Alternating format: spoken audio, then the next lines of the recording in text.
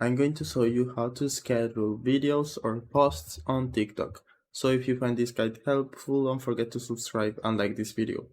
So basically we will use a tool that will allow us to schedule a post or a video on TikTok to any date you want. So you can automatically keep posting content in your TikTok account completely on autopilot. So this way you can run multiple TikTok accounts much easier and hopefully make some side income.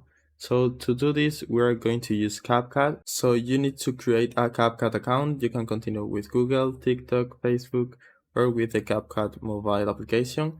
You can also enter your email if you want to.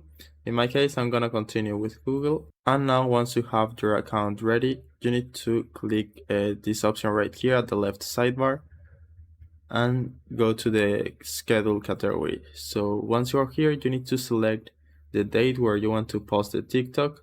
So let's say in a week, just click this icon and then drop the video you want to upload.